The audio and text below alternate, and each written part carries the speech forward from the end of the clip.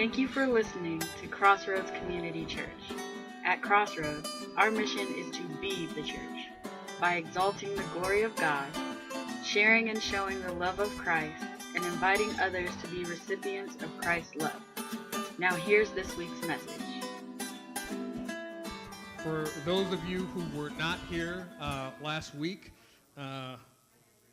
those who chose to celebrate with the Pirates instead of with us, and we're not mad. But we're in a series looking at the decline and fall of the most powerful nation on the planet, the nation of Israel. And we're walking through the books of 1st and 2nd Kings. Now, from a Jewish perspective, it's just called Kings.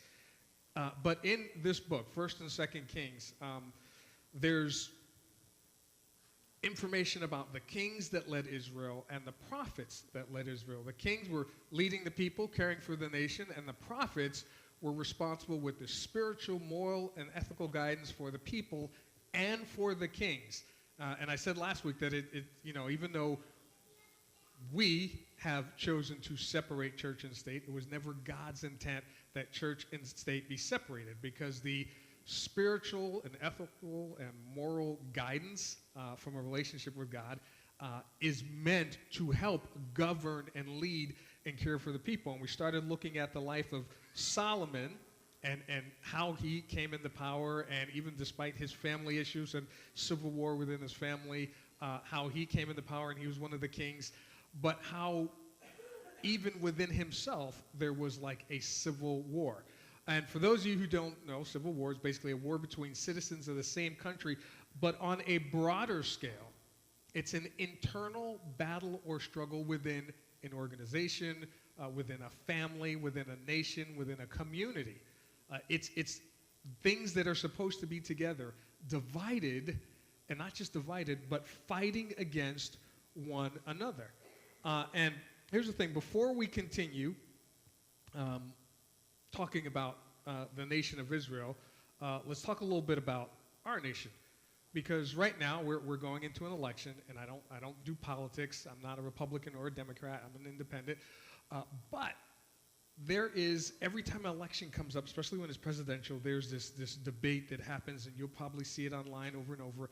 Are we a Christian nation? Should the morals and ethics that a person has based on their religious affiliation come into play when they're going into politics? And now, for me, I would think, yeah, I want to know, where your morals and ethics come from. Because if you have morals and ethics that say it's okay to cheat, lie, and steal, I'm probably not going to vote for you. So I want to have an idea of what you're basing your kind of platform on, so to speak. But a question always comes up. Are we a Christian nation? Now, how many people remember the Pledge of Allegiance?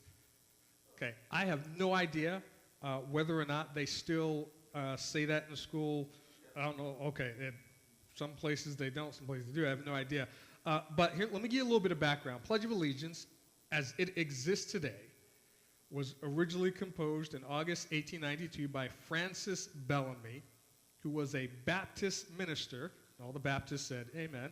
But there was a previous version that existed, and it went right alongside with the one that Francis Bellamy created. It was by Colonel George Balch, a veteran of the Civil War, who went on to become auditor of the New York Board of Education. Now, the one that existed alongside the one that we know today, even though it's been edited, the Colonel Balch version, was this.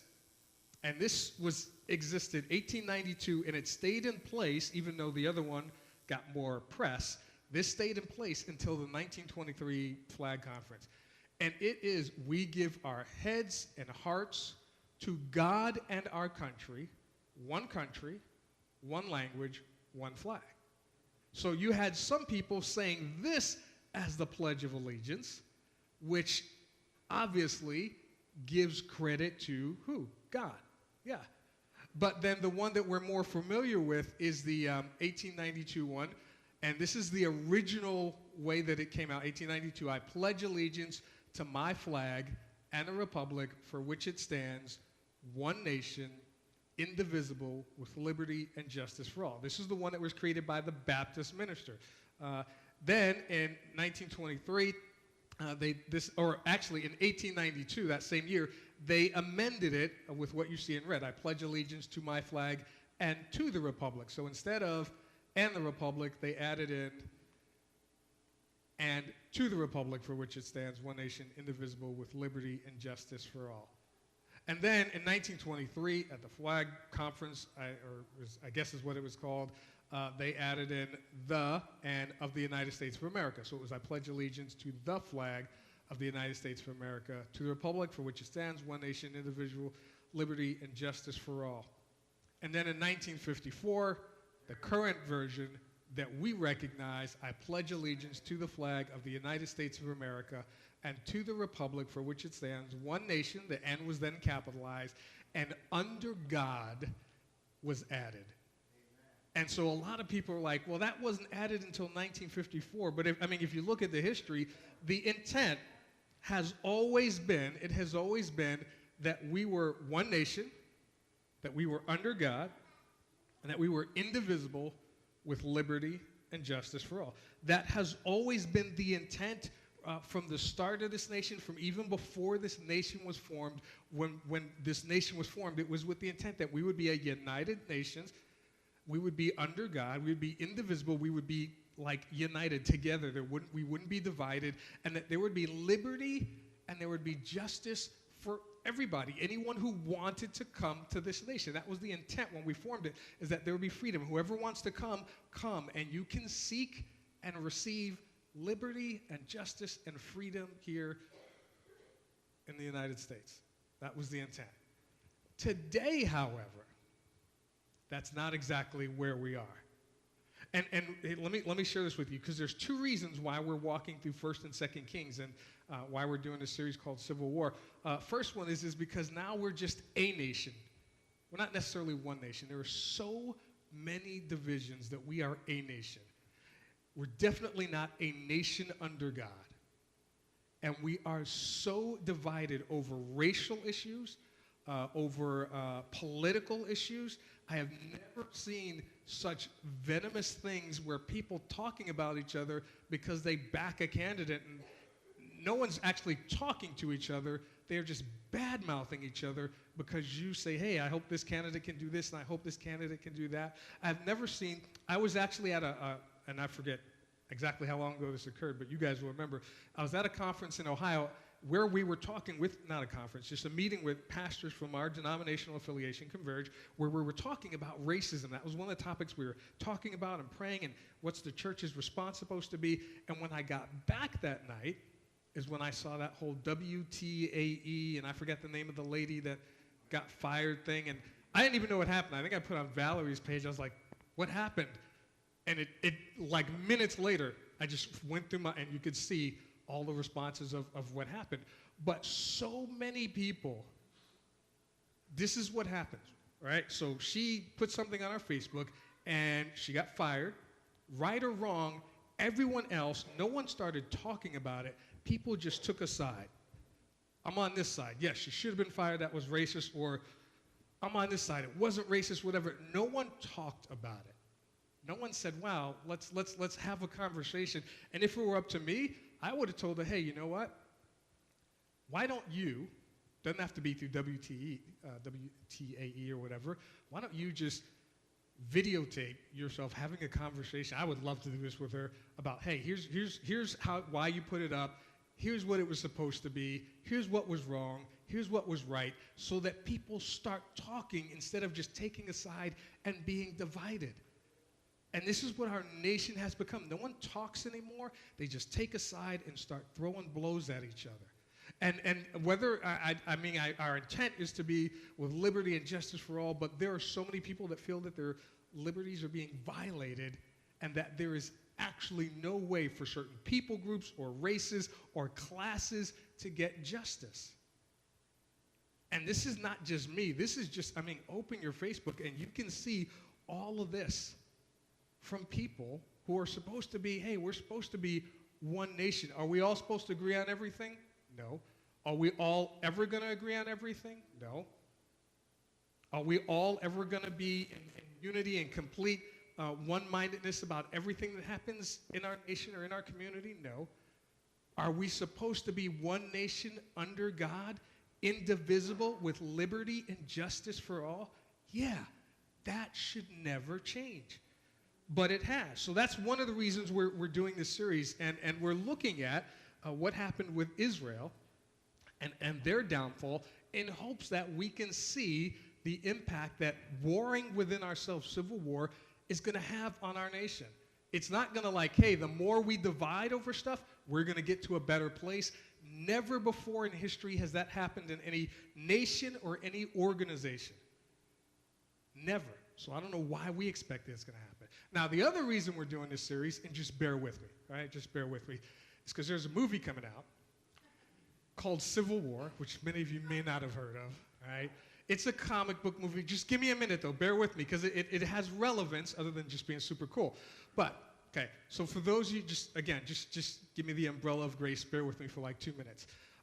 For those of you that don't know, there's this whole comic book, for lack of a better term, universe called Marvel Comics, and they have all these heroes. Some of you have seen Captain America, the Hulk, and all this stuff.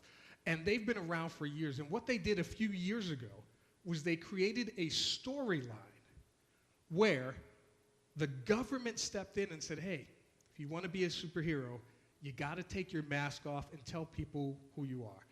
And if you know anything about superheroes, most of them, they have a secret identity to protect their family and loved ones.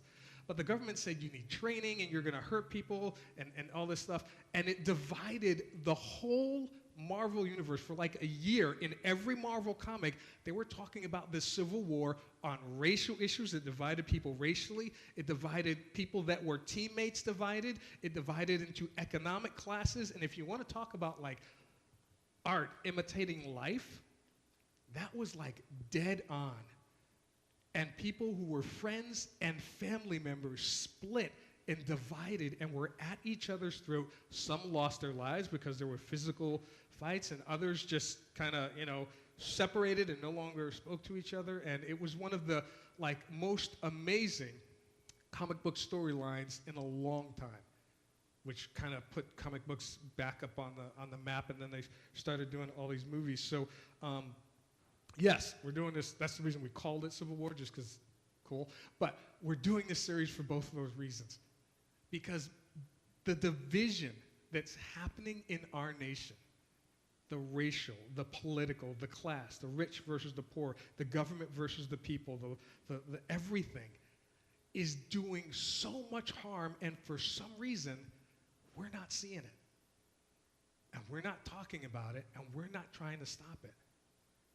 So if we jump back now to where we left off last week, we were in the book of 1 Kings, and we left off in chapter 11. We talked about Solomon and how he came to power, and then we left off with him leading to the split of the nation of Israel because he had this division, this civil war going on within himself.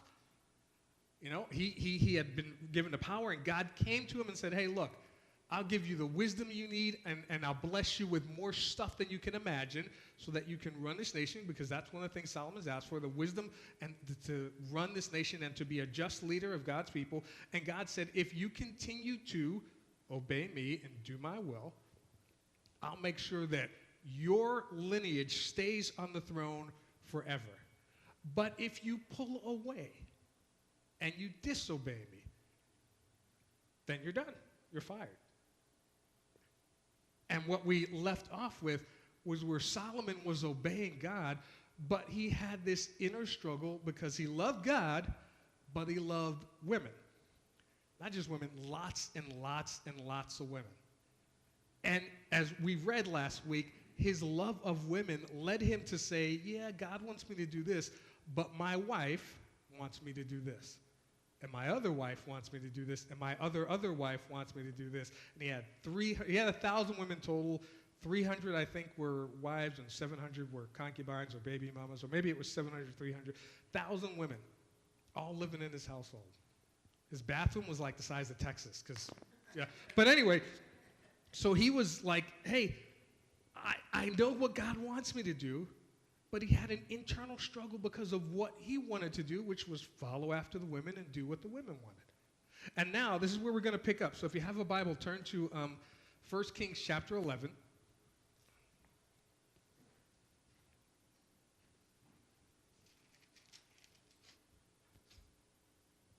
in 1 Kings chapter 11, this is after God has already told Solomon, if you do my will, then I'm going to let you maintain your kingdom. But then Solomon starts to not do God's will, so God puts a plan in place to remove Solomon from the throne. And in chapter 11, verse 41 is what we read. This is after Solomon has already died. As for the other events of Solomon's reign, all he did, and the wisdom he displayed, are they not written in the book of the annals of Solomon? Solomon reigned in Jerusalem over all Israel 40 years. Now, this is 40 years that Solomon was on the throne. Before that, David was on the throne for 40 years. Before that, Saul ruled for 40 years.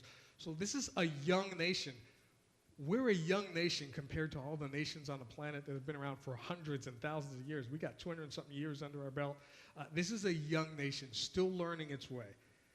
And so then, verse 43, then he rested with his fathers and was buried in the city of David his father, and Rehoboam, his son, succeeded him as king. Now, chapter 12, verse 1, this is what we read.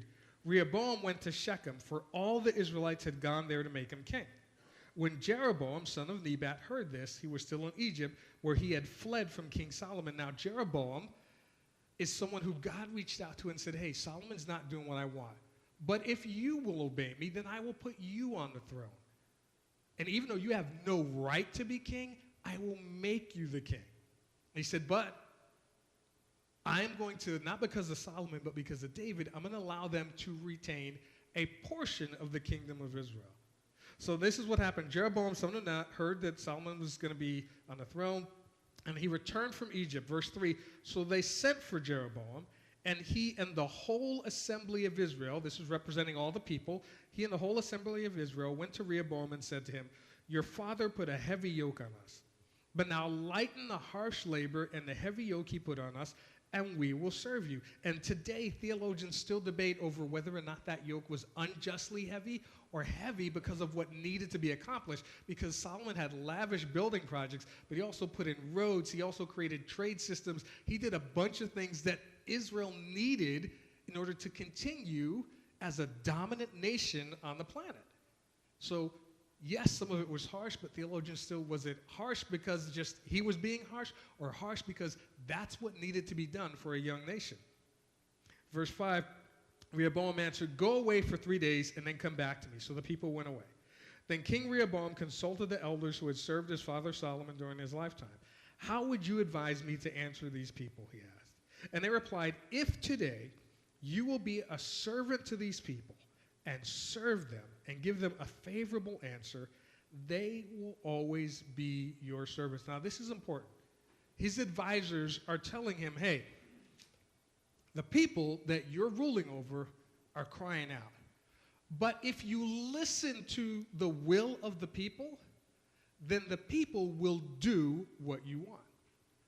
Good wisdom for every leader that we have, because I don't know if we realize this, but our leaders that we elect, they're there to serve us. We don't put them there to rule over us. We put them there to serve us. And this is what his elders are telling him. Hey, if you listen to what the people want, now you got to use some wisdom, but if you listen to what the people want, then they will always be your servants. But then in verse 8, but Rehoboam rejected the advice the elders gave him, consulted the young men who had grown up with him and were serving him. He asked them, what is your advice? How should we answer these people who say to me, lighten the yoke your father put on us? And the young men who had grown up with him replied, tell these people who have said to you, your father put a heavy yoke on us, but make our yoke lighter. Tell them, my little finger is thicker than my father's waist. My father laid on you a heavy yoke. I will make it even heavier. My father scourged you with whips. I will scourge you with scorpions. 3 days later, Jeroboam and all the people returned to Rehoboam as the king had said. Come back to me in 3 days. The king answered the people harshly, rejecting the advice given him by the elders. He followed the advice of the young men and said, my father made your yoke heavy. I will make it even heavier. My father scourged you with whips. I will scourge you with scorpions. So the king did not listen to the people. For this turn of events was from the Lord to fulfill the word the Lord had spoken to Jeroboam, son of Nebat, through Ahijah the Shilonite. Now, just a point of clarification. The turn of events was from the Lord. It was God's will that Solomon would stay on the throne and his family members would stay on the throne and that they would be obedient to him.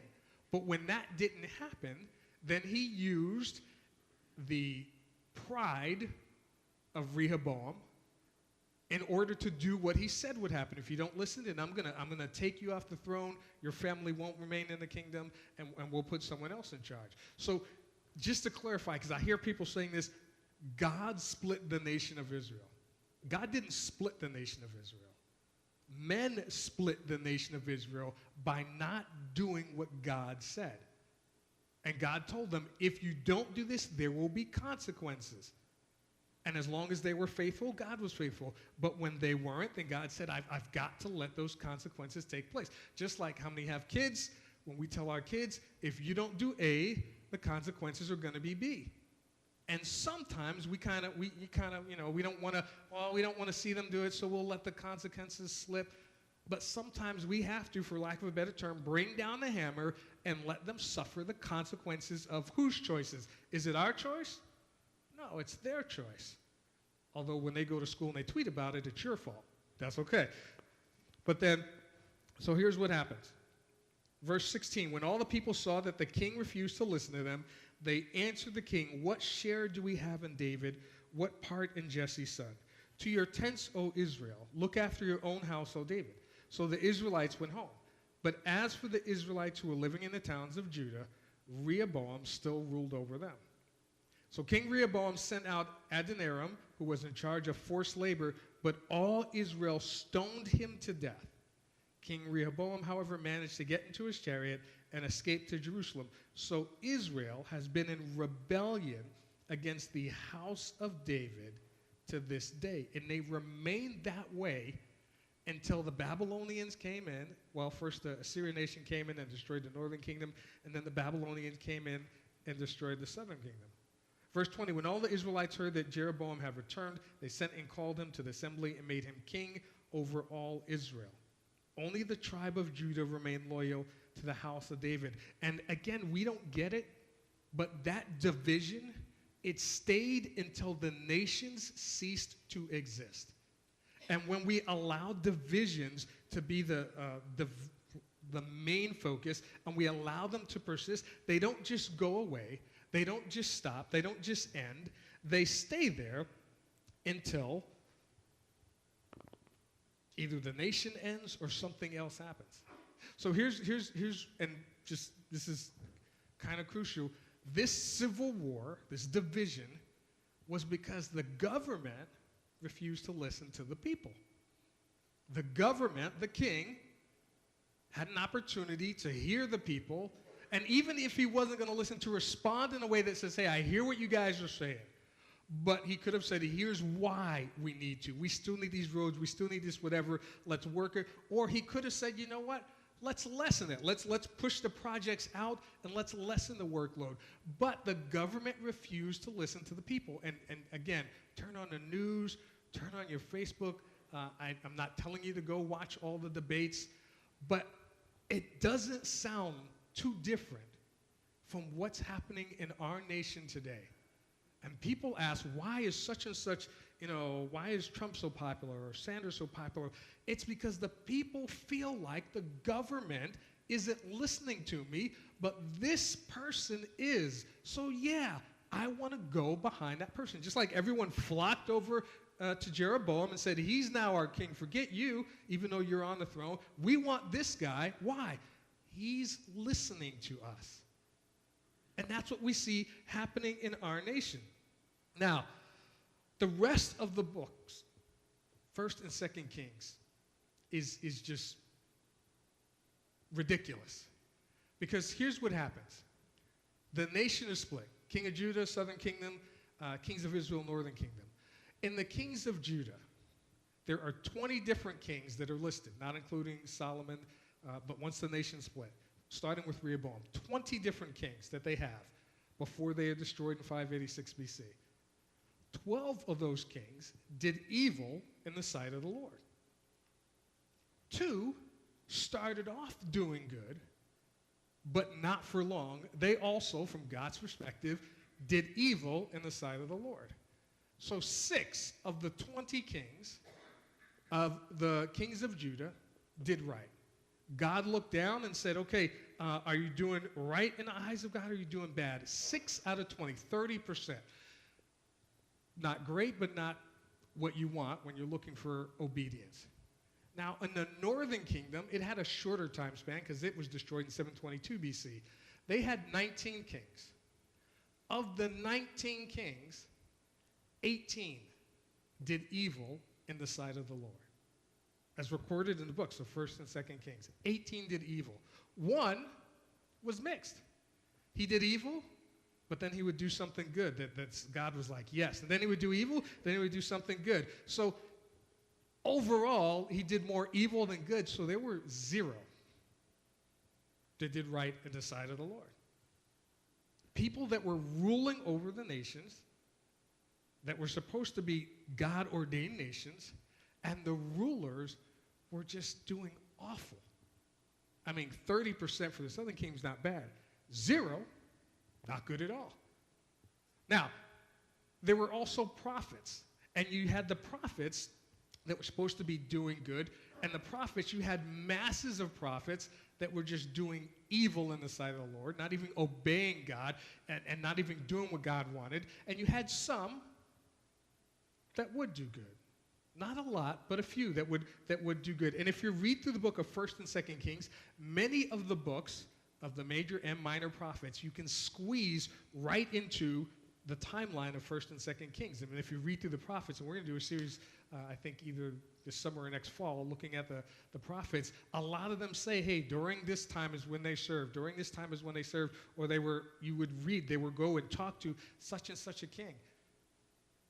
But very few even of the prophets, the priests, the people who were supposed to be the voice of God, were doing what God wanted. Now, here's the scary thing to me. If you replace the word kings with civil leaders and the word prophets with Christian leaders, that's exactly the path that our nation is on. Very few of the civil leaders, whether it's at the state level, the federal level, every month or however often you're reading about somebody who did something weird or something wrong or some kind of embezzlement or some kind of whatever it is, are doing what they're supposed to be doing.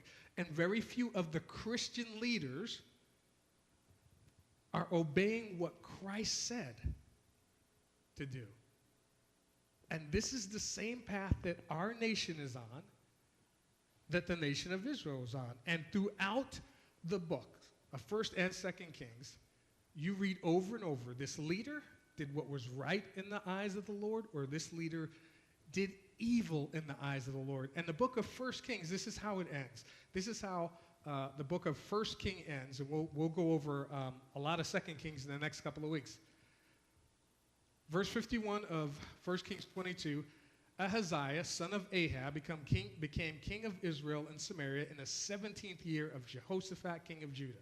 And he reigned over Israel 2 years. He did evil in the eyes of the Lord, because he walked in the ways of his father and mother and in the ways of Jeroboam, son of Nebat, who caused Israel to sin. He served and worshiped Baal and provoked the Lord, the God of Israel, to anger, just as his father had done. Over and over and over, the people who are supposed to be leading the nation are not. So if the nation is divided, and if the people are divided, I mean, there's not a lot of hope. And the same is true today, because today, not so much are we a nation of, let's say, there's that argument, are we a Christian nation? Probably, definitely not. But can we and should we be a nation full of fully devoted Christians? Most definitely we should be. Because there's supposedly 70-some-odd% of people in this nation believe in God. Now, I don't know how accurate those polls are, because no one has ever asked me, but apparently this is what they keep coming up with. 60 to 7% of Americans say that they believe in God and that they, follow Christ, but they all have different opinions of what that looks like. But here's the question that we all have to ask ourselves, are we doing right in the eyes of the Lord? Not so much are we doing evil, but are we doing right? Because that's one of the questions that God consistently asks over and over. Are people doing right in the eyes of the Lord? So I'm going to shift now and stop talking about Israel, and I'm going to talk about us, about Crossroads. Because we also have our annual business meeting today. So actually, I'm going to ask the ushers to come up and hand these out to you guys. In these packets is information about our budget and all that stuff, which we'll talk about in about 10 minutes. Feel free to look it over while I'm talking. That's okay.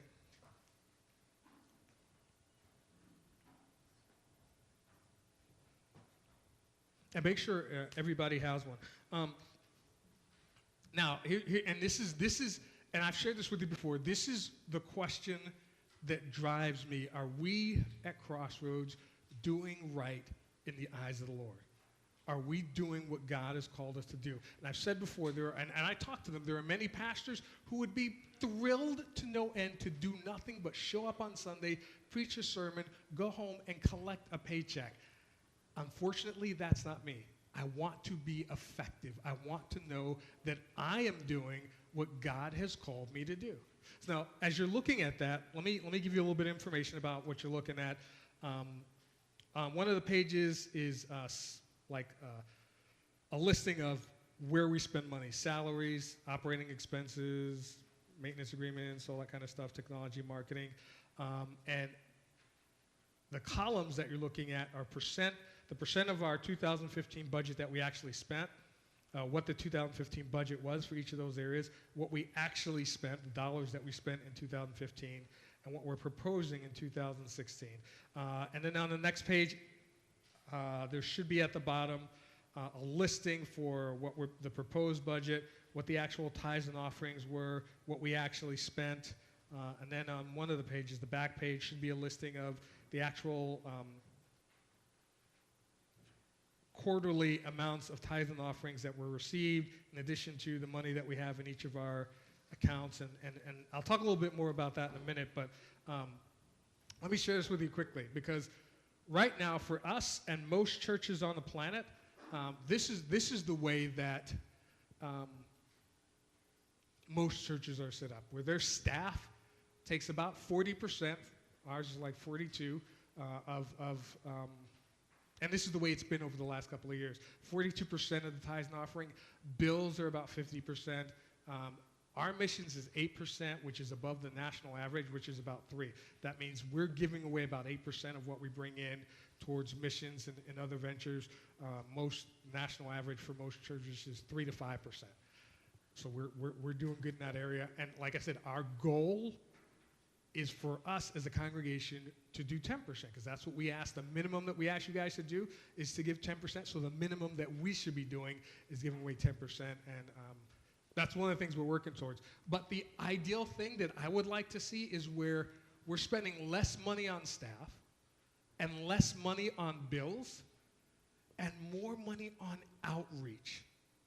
I would instead of, and now for staff, we only have 2 people. We have myself that's paid, and we have a cleaning person that we pay. And I've always said I want to keep our what we're spending on staff low so we can spend more on outreach. So when we hired a cleaning person, which I would have preferred that we would have had volunteers do it, but if no one volunteers and the work's got to be done, you have to pay someone. So in order to pay the cleaning person, I don't remember how many years ago, but I asked you guys to give the board authority to decrease my salary if needed for any financial situation, and you guys said yes. So when I brought up getting a cleaning person to the board, and transparent, being honest, you can ask them yourselves, they weren't totally on board with this, but we all agreed. They weren't on board at first, but we all agreed, because I wanted to reduce my salary so that we're not having to come up with additional money to pay a cleaning person. So 2/3 of what we're paying our cleaning person came out of my salary. So only 1/3 of what we're paying a cleaning person is coming out of additional funds. And that's just me. I would prefer, I like to eat. In case you guys didn't know, I love to eat. I have a t-shirt fetish. I like buying t-shirts. So yes, I do want to get paid, But I would prefer that more of the money that you guys are giving be used to reach other people and to help other people than just to pay the electric bill and to pay the water bill. Those things we're going to always have to pay, so all we can do is be good stewards of them to keep those down. But I would love to see us give more to missions and do more things and more events and more outreach.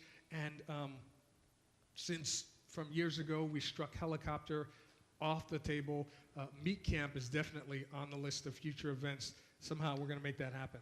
But here's the thing. I would also like to see is that of the work that we get done, less of it done by staff and more of it done by team leaders and volunteers. And I hear from people all the time, hey, we used to do, this, and we have this kind of event, and a chili event, and a sandwich event, and we had stuff literally almost every 6 to 8 weeks, we had some kind of event going on. And the reason is I wasn't responsible for it. Someone stepped in and said, hey, can we do this? And I was like, sure. What do you need from me to make that happen? And they took charge, and they made it happen. And we used to have lots of team leaders doing stuff. And one of the things that I will fess up, and I've told this to the board, my fault, working on it is an issue for God to work in it with me. When we had team leaders, I would tell our team leaders, what do you need from me? How can I help you in your ministry? How can I pray for you? One of the things that I didn't tell them is one of your main responsibilities is to replicate yourself, to raise up another leader so when the time comes for you to walk away or step down, someone else is ready to keep that ministry going. And so when they eventually moved away or walked away or, life happened and they could no longer do that ministry, it just stopped. And this is one of the things that we need to change. And I told the board, hold me accountable. You guys hold me accountable as well. Because when someone steps up and says, I want to do this, one of the first things that we're going to work on is making sure that they keep in mind one of their priorities is to replicate themselves. Not just make the ministry happen, but raise up other leaders so that the ministry keeps going even if they walk away. All right? Now, here's the thing. We don't need a lot of people to do all that stuff. We just need willing people. Because when we were doing all that stuff, when we started doing it, we had less people than this, and this ain't a lot. But we had people who were willing to say, hey, I'll take this, I'll take that, I'll make this happen, and I'll make that happen. And that's all we need today is people that are willing to step up and say, hey, I'll make this happen, I'll make that happen, I'll help out with this, or I'll help out with that. Now, let me share this. And hopefully you guys have heard this before. If not, again, my apologies, because I want to reiterate this. Our mission, Crossroads, just be the church. Share and show the love of Christ. Invite others to receive Christ's love. Share and show is pivotal, because not just do you want to tell people about God, but your actions, and yes, your Facebook posts, need to reflect that love of Christ. Because if you're telling people, hey, I'm a Christ follower and I love you, but then you're cursing them out the next day on Facebook, that doesn't quite match up with the kind of God that they probably want to get to know. And we hope that as we're doing this, our vision is to just create places where people can experience God. Not necessarily by you bringing people here. We want you to bring people here. We want you to invite people here. But when you sit down with your coworker and say, hey, how can I pray for you? When you sit down with your family members who don't know Christ and tell them what God has done in your life, you're creating a place for them to experience God. And that's what we want. That's what's supposed to happen. That's what the entire book of Acts is based upon. People coming to a gathering, entering into a relationship with God, and then going out and sharing and showing the love of Christ, and then other people saying, wow, I see what God's doing in your life. How can I get that? Now, here's the other thing. Because someone, I don't remember who, people keep asking me, well, what are the things that we need to have happen as a congregation, that we want to continually, we're always going to do Sunday celebrations. We're always going to keep that going. That's always going to be a part of who we are. And we're always going to try to tell you guys. That's why we did a whole series this year, starting off saying, ignite your passion. Fulfill your mission. Find what God is calling you to do, what excites you, and do it for God. Whether it be something in here, or something out in the community. And there are some of you that are involved in all these places out in the community that we might never see in here, but you're doing it. If that excites you and you're doing it with the love of God, great. Amen. Praise the Lord. So we're always going to do Sunday celebrations. We're always going to try to get people to serve God and others, and we're always going to share the gospel. We're always going to, not just with our words, but with our actions, but with our who we are, hopefully get people excited about telling other people what God has done in their lives. Now, here's some things that we need to work on. We need to raise up more leaders. You say, but we need more people to raise more leaders. And I was telling someone, I don't remember, I have a failing memory. I remember who I was talking to recently, but the number one way that you get people is not what we do on our website, although we want to upgrade that. It's not the podcast that we put out, but we want to keep doing those. It's when you say, come with. Well, that was just earlier today when we were talking about the Riverfest thing. You invite people. I do have a bad memory. I'm sorry. But that is the number one way that you get people. You don't say, hey, go check out my church.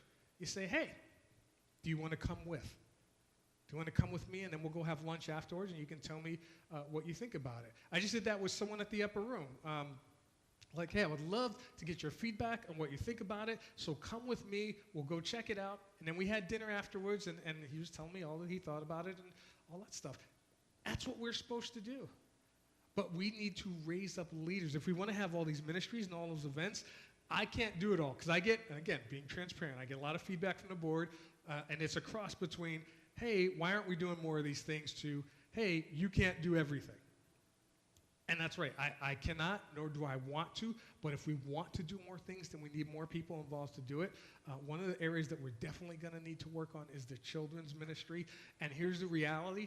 If we don't get a volunteer to do it, and right now we're trying to find an intern to do it, if we don't get someone to do it, just like with a cleaning person, we're going to have to pay someone to do it. Just like with mowing the grass, I hate mowing the grass. It's got to be mowed unless God makes it snow all summer, which I would be okay with if I never had to push another lawnmower. But it's got to be done. So what Christy and I did is we pay someone, because we couldn't get people to cut the church grass, so we, not out of our church budget, out of our pocket, we pay someone to come and cut the church grass. Because it needs to be done. But I don't want to do it.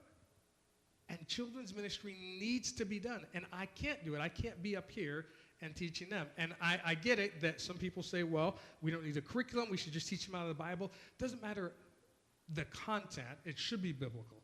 But we need to have something. And we can't wait until they get here. Could you imagine if you moved to a new school district and you took your kids to school the first day and you say, I want an idea of what you're going to teach them. And they say, well, we hadn't really thought about it, but now that you're here, we'll come up with something. Would you stay there? No. So we need to have something in place. And here's the thing. We have smaller kids here. Ben and Alyssa have smaller kids. Rob and Sue have Sammy. So even though they're small, I would rather that they be here and someone sitting back there with them, whether it be coloring things of God, talking to them about things of God, but begin revealing to them that there is a God who loves them. I'd rather have that than them sitting home. And it's not fair to them that we don't have someone doing that. And before I continue, let me tell you this. We did not put in our budget to hire someone for children's ministry. That's not in our budget. Because I'm hoping and praying that we can either get an intern to do it, or they're looking just to pad their resume, or that we get people to do it. But if we don't, we're going to have to hire someone. It's going to have to happen. And the other thing that we need to do is we need to do more outreach, like the Riverfront Praise and Worship. We need to do more things where we're out in the community at least once a quarter. There should be something that we're doing, if not more often, out in and around Jefferson Hills, whether it be at Teeps Park or wherever. We should be doing something. Because someone brought up, well, how else are people going to know that your church is even here? Well, we got a sign out there, but as you all know, people fly up this hill. No one reads the sign. They're going too fast to read the sign. So the only way they're going to know is if we're constantly out there doing things. All right? And it all boils down to this. This all boils down to that simple question that we said. Are we doing what's right in the eyes of the Lord? It's not that we're doing evil or wrong. Are we doing what God wants Crossroads Community Church to do?